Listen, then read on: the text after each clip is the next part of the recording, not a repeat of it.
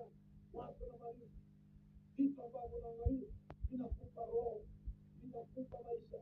Ndio maana roho yako inaanza kubadilika kuelekea vitu ambavyo unavitaka. Wengine wanaangalia vingine vichafu zaidi ambavyo vinaelekeza sawasawa na jinsi roho yako hivi ndivyo itakuelekeza. Unaangalia nini? Wengine wanapenda boksi, wengine wanapenda kwenda kwa vitu kama hivyo. Ni kwa sababu roho zao ziko hivi. Mungu akusaidie roho yako impende Mungu, roho yako imwelekee Mungu. Unasikiza nini? Yesu anasema maneno niliyowaambia ni roho na ni uzima. Roho ndio inatia uzima, mwili haufai chochote, mwili haufai chochote. Mungu atusaidie, Mungu atusaidie, Mungu atusaidie. Roho ndio inatia uzima, mwili haufai chochote. Maneno ambayo nimewaambia ndio roho na ndio uzima. Mungu atusaidie. Unapotamkiwa, tamkiwa kushinda, tamkiwa kuendelea. Yesu alikuwa amewaambia mwili wangu ni nyama hizi, mwili wangu na damu yangu. Kuleni mwili wangu, kunyweni damu yangu, mpate uzima. Wanafunzi walikuwa wameongezeka, wamefika 100.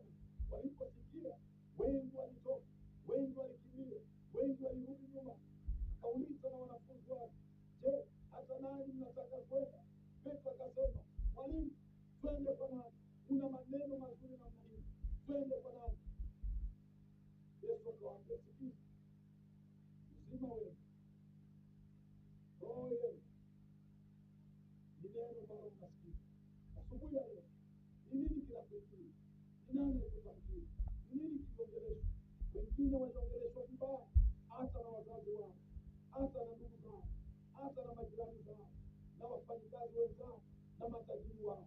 Maneno yalikuingia yakakuumiza. Siku moja nikiwa ofisini kwangu, mtu akakuja analia, akasema, mchungaji, nimechoka. Heri mtu akupige kuliko mtu kuambia vineno vichungu kila wakati. Moyo unavuja, moyo unararuka. Ni nini ambacho unasikia? Basi maneno ambayo unasikia ndio roho na ndio uzima.